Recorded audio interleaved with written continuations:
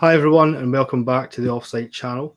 And today, this is our Christmas episode. We're recording this the week of Christmas, and so we'll hopefully have this out this week if possible. And we wish everyone a happy holidays when it comes. This week we have Ken from Impressa Modular. Thanks for joining us, Ken, and he's going to share some knowledge information with us.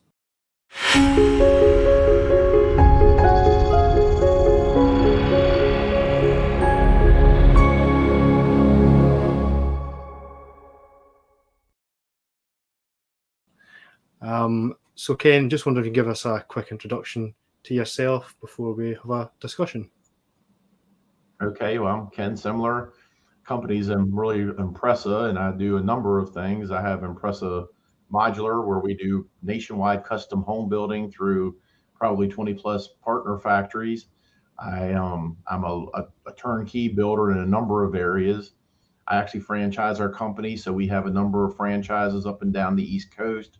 So we actually have 4 franchises right now from the Mid-Atlantic through the Southeast.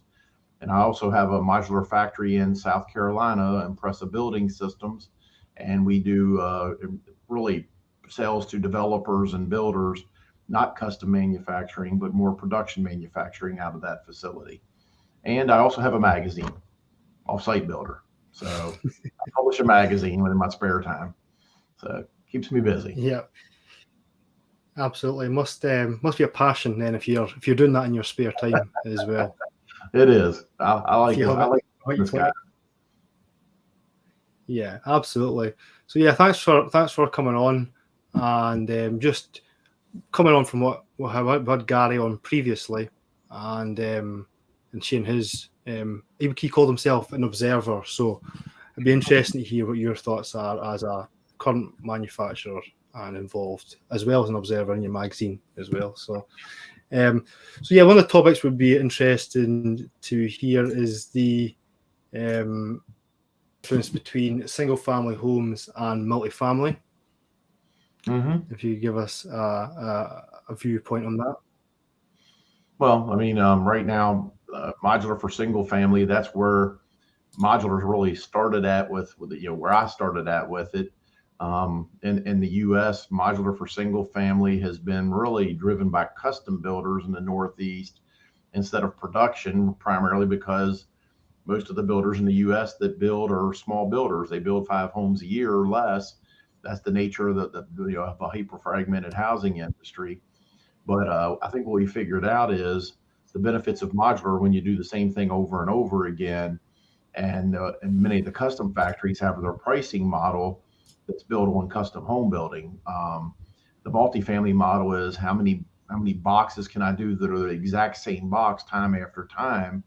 And so there are a number of companies out there that are really focusing on multifamily and really hitting the efficiencies of modular, where they can build 150 box multifamily, rental apartment complex, and there's 5 different boxes that make up the entire project. So they just build 30 of the same, and do it, for each of the 5 boxes and put it together or something like that.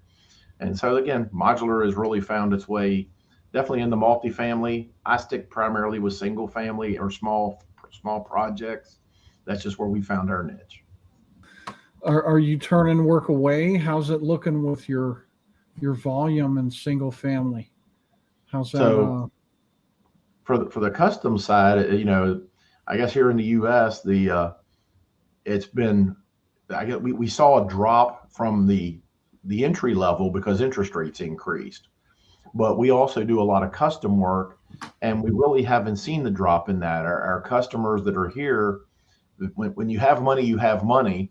And so you're not getting a loan. So I'm going to say the custom side of the business hasn't dropped significantly, if at all, really, at least on our side that we see. But one of the things we're really trying to do is make a pivot to the build for rent market. We're working with a lot of developers and companies that are, because of the increasing cost of construction, people are renting more than buying today. So there's lots of capital firms, there's lots of investors that are trying to buy 30, 50, 100 homes and do rentals. And I really think that's kind of the pivot in 2023 is for a lot of factories and things that we're doing is to pivot to really support the build to rent market for single family. Gotcha. And so no interest in getting into multifamily, or you just found a niche and Well, I mean, just really, in the industry, if you've researched the industry, there's a person, Vaughn Buckley, that started the volumetric building companies. He's kind of taken the lead, and now he's actually going international. He does a lot of he really focused on growing and blowing out the multifamily side, and he's kind of got his place where he plays. And from the impressive brands, we've really focused on the single family and trying to basically replicate the same home or the same design. And how can we do that in a production environment for single family construction? Just our business model is slightly different. So would that be looking at like a standardization? So looking to standardize construction across different house types, so you would have the same details across the different house types. So to make it as factory friendly as possible. Yeah, we're actually, I mean, keep in mind, as I grew our company to be nationwide in the U.S., a lot of our sales were website driven. And I would see over the next 12 to 18 months, our website's really going to get, and I know some people think this is crazy. I just think it's the next evolution. Is 12 years ago, 13 years ago when we started, you could buy a house over the internet. Now that was 13 years ago. Keep in mind where the internet was 13 years ago. Amazon was just training people to buy houses over the internet. We sell houses to people we've never met. And we were just training people to that point. With the technology now, and I think you gentlemen said, you come from a design background, we can do virtual walkthroughs of a house. You can pick the color of your cabinets, your countertops, your flooring, your backsplash. We can do that in real time. You can be in the house. We can price that instantly, and you can say, I want to buy this house now. And the only variable is really the lot that it's going to and where it's at. But you can pretty much, we're to the point that you can do that online. And people are very comfortable with doing that. It's that people like to buy things from their couch today. So I think that's going to be the next evolution. I was just going to say, do you have to hold a lot of stock in your yard to have all those components? No. Finishes? No.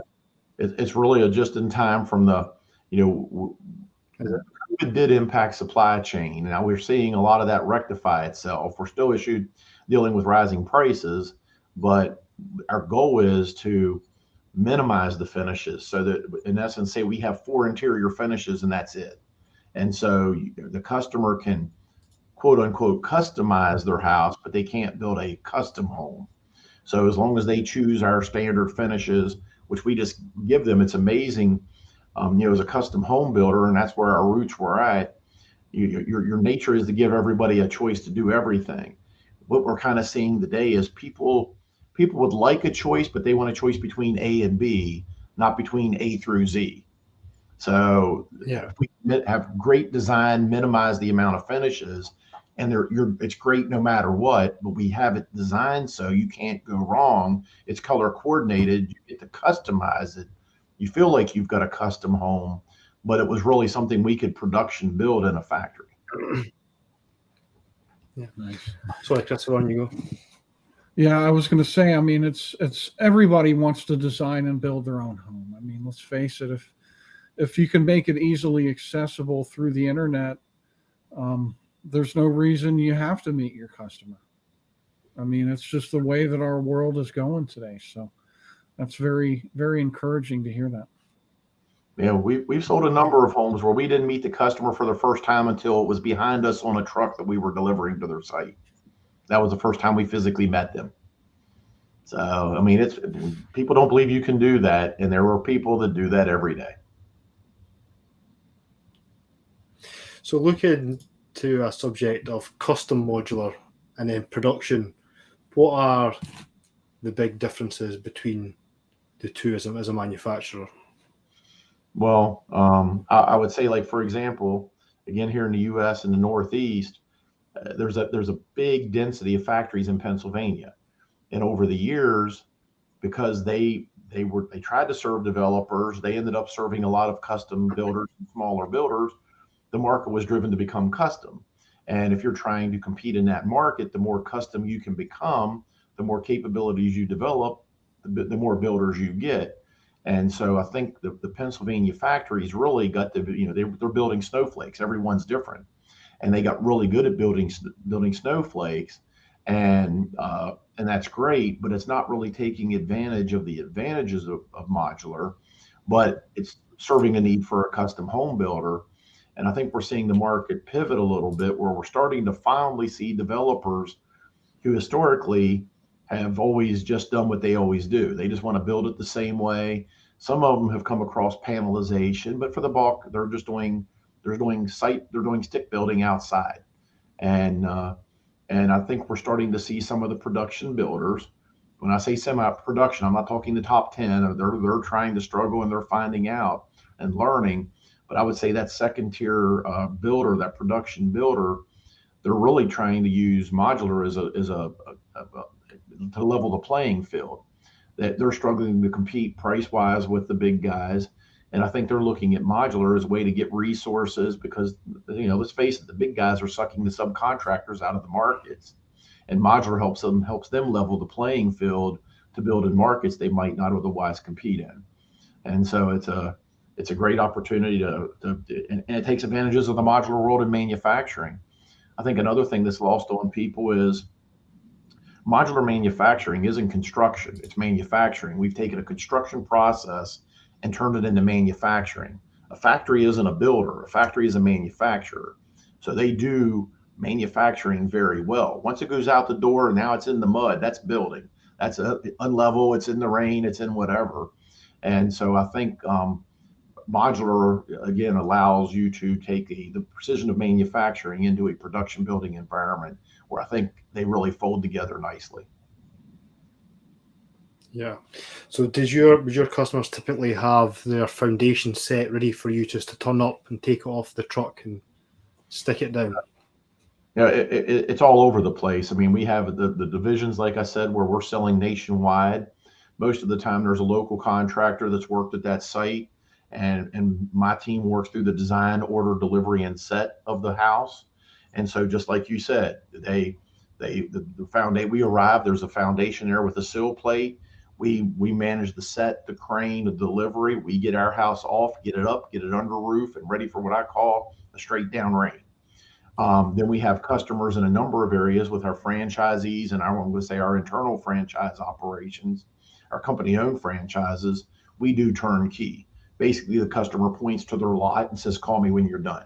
And we do everything, foundation, excavation, everything. And we turn the key over at the end. And so that's really we deal with it every which way in our company, depending on where we're geographically located. What about it must be the quite breakdown? technically difficult as well. I'm sorry, what's guys. the breakdown look like? Is it half and half? Give us a better idea of your custom versus your production type. So right now, I would say it's probably more custom but we're in a conversion process. I mean, we're bringing our factory online right now. We've been building out of it, but not building the hard way as we get our crane system up and operating in the factory. We started the factory. COVID is definitely the supply chain issue with cranes. It's taken 12 months to get all the cranes in, established, commissioned, and ready to go in the factory. But we couldn't not build. So we started building the hard way indoors, doing a lot more manual processes than we wanted. And now we're working to automate it, and that'll give us the capability that I think this year, I know this year, 2023, we will do more production homes than we do custom homes. Very nice. Very nice. So is it, as far as getting out onto the job site, what's that ratio look like? Are you 50-50 there, or is there a lot more of them being ready for you versus you're just providing a product?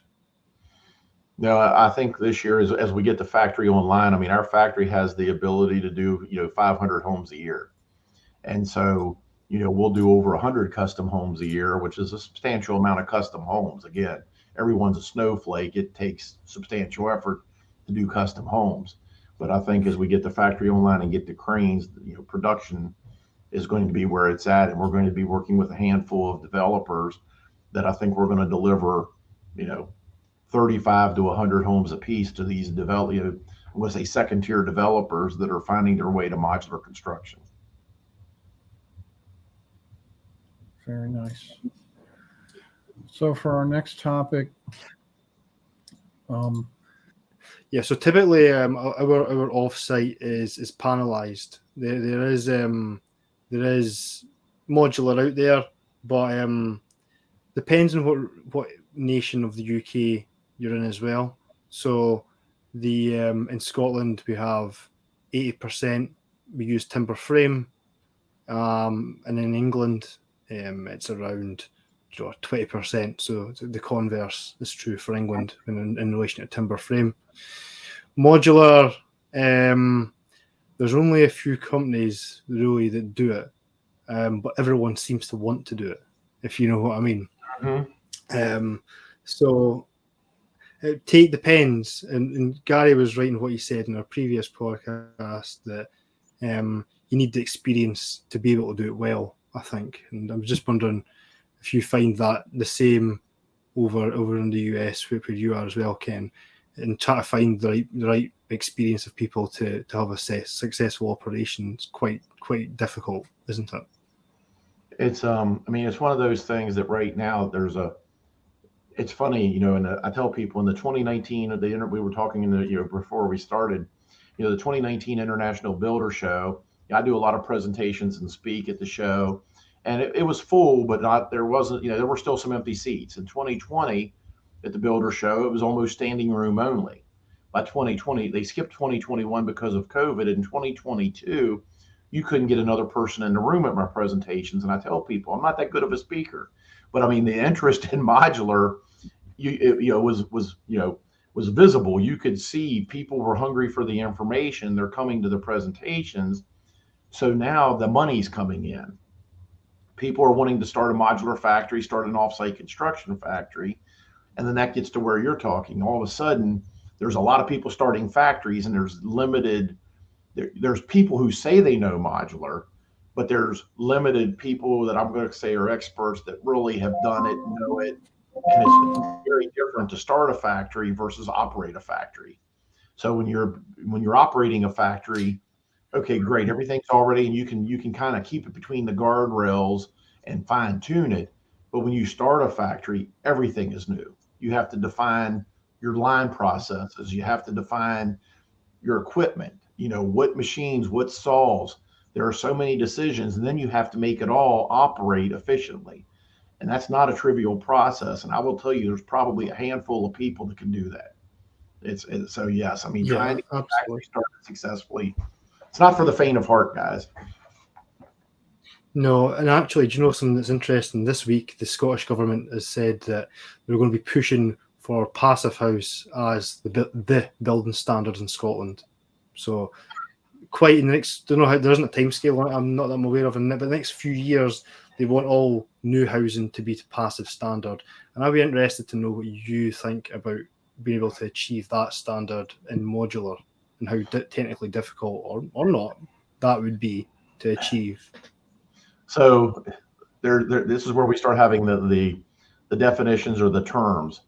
Is in the U.S. we call it, there's the term zero energy ready that's put out by the Department of Energy, and that a passive house to me that's a different standard where you're going to use concrete, so you're going to have thermal mass and you're going to be able to retain heat.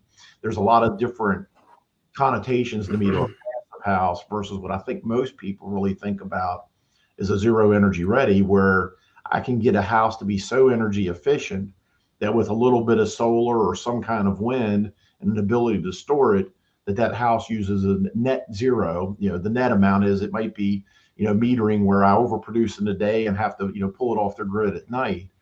But if I can get to a zero energy ready, I think offsite construction is huge to help in that area, because we can seal a house and we can do more to the house to make it super tight. Think about how many times insulation's put up in the field and it's not quite tall enough. And I hate the term, I call it good enough. Everybody says, well, It's within an inch of the top. That's good enough because they can't quite reach it. That doesn't happen in a factory. And now multiply that. How many times is good enough said in the construction of a house? I mean, that creates a leaky house. That's not the way it is in a factory. And I think the precision we can build within a factory goes a long way to creating, whether you want to call it a passive house or a zero energy ready, but we can, I'm going to say a net zero house more easily.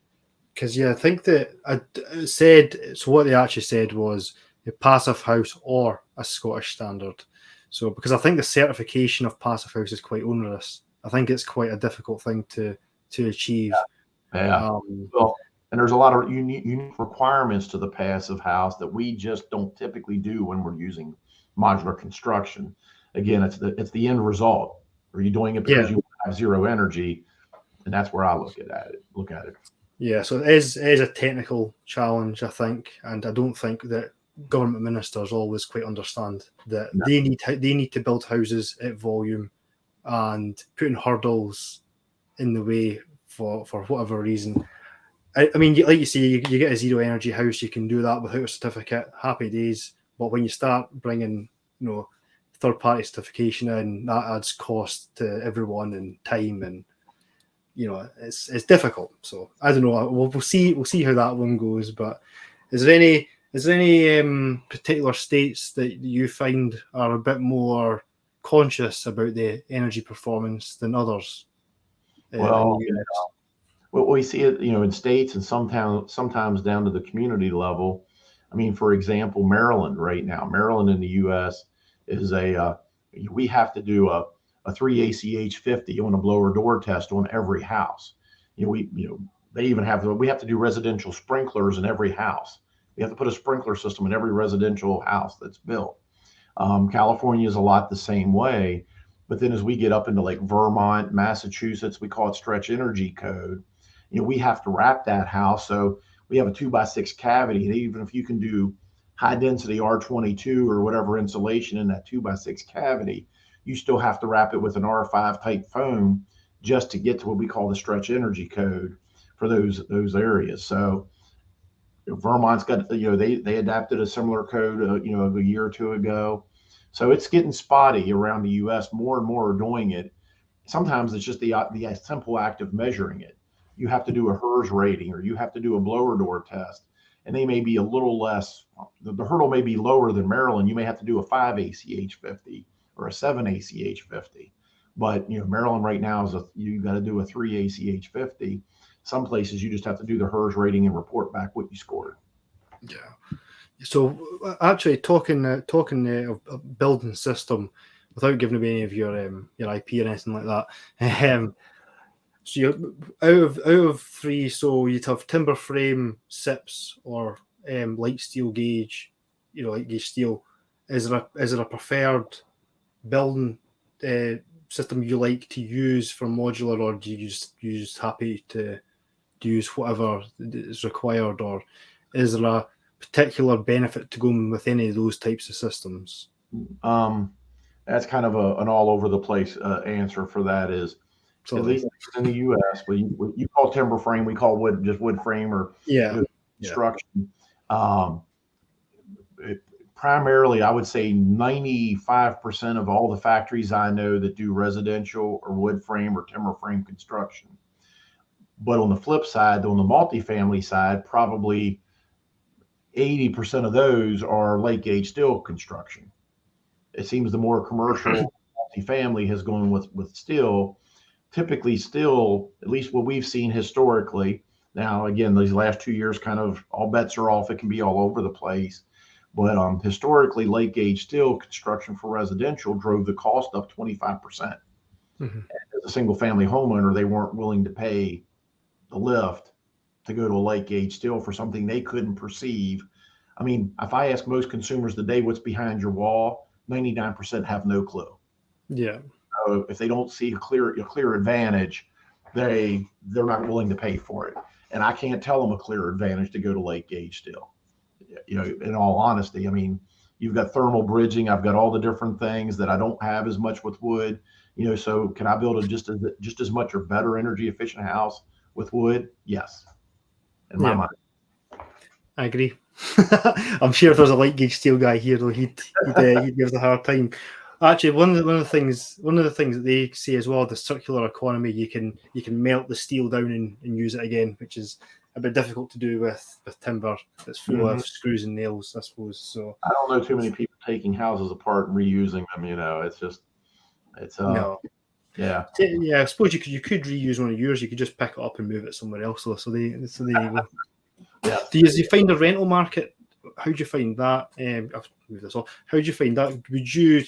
Could you deliver a house and rent it and then take it back? Is that something you can do or not? Not really. I would say that usually, it's permanent construction from. Right.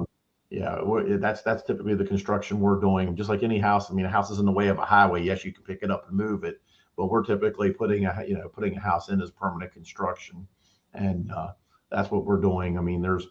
There's people doing tiny homes, and there's the tiny home movement, and there's all of that stuff, but that's not usually where we're playing at. No, interesting. So is there an association that's quite prevalent out in the US? We've got the Structural Timber Association in the UK, and then there is a Modular Building Association here in the UK as well. I assume that there's an equivalent US one. And do they typically go on about fire performance and doing fire tests for you to make sure that it gives confidence for insurers? No, the associations aren't quite set up that way here in the US. Right. So actually, there's the Modular Home Builders Association, of which I'm the president-elect. So there's the Modular Home Builders Association. And I would say the benefit of that association really is, one, it's residential driven as Modular Home Builder, but it's really helping like transportation issues or code issues, that if we have issues because we have to build it at the factory, transport it. And so if we've got a transportation issue because of oversized loads, the executive director of the association, Tom Hardiman, he's usually got the connections in the government side to help figure out the issue, smooth out the issue, or solve the issue. The other association, which is kind of a subset in the broader sense, there's the National Association of Home Builders, and that covers every home builder, whether it's site building or offsite construction. And then there's within that organization, it's called the Building Systems Councils. Now, I'm a past chair of that council, and I'm actually in line to be the chair of it year after next. They like me so much they invited me back. That was more of a networking, really kind of what you're doing here. It's really a networking educational branch of the NAHB, and really just doing education type things. So the two associations have different focuses, but none of them are on the testing side. Typically in the US, you have the International Code Council, which has now absorbed another company called NTA, and NTA has multiple test labs, which is that they're associated with the code people, but they will do your testing. So for fire assemblies or burn testing, they will do that in a couple of. I was actually in their facility outside of in College Park, Texas. It's an amazing facility. They do that, but they do that as a third-party testing group.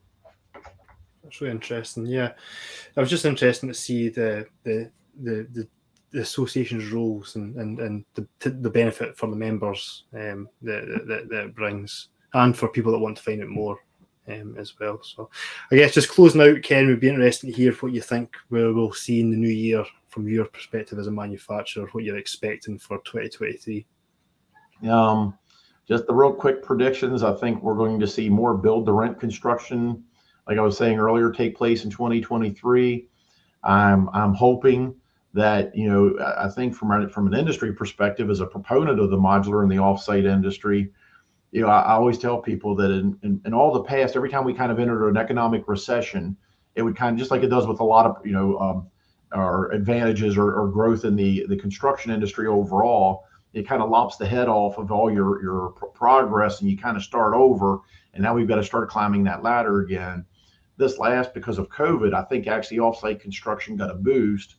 I'm hoping, as we appear to be in an economic recession or about to be in one, that this time it's actually what's going to propel modular forward, because of the perfect storm of a broken supply chain, increasing prices, and reduced labor availability.